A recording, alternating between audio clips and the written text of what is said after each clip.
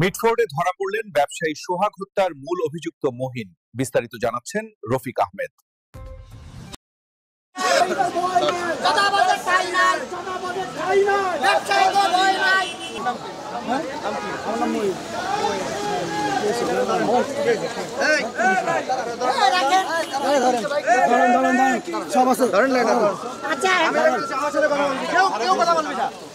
দিনে দুপুরে রাস্তাঘাটে মানুষ মেরে ফেলাবি, এই অর্ডারে ছাড়বেন না।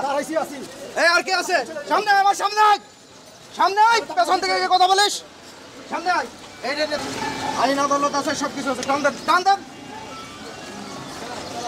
কে কথা বলবে? যে কথা বলবে এটারে ধরবি।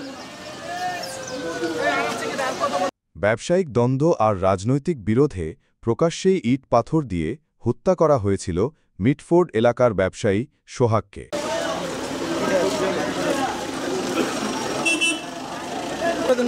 মিছিল এজেন্ট তো ভিডিও চালু করছি, সবার তো দেখবো পরে, সুলমি করে দেখবো।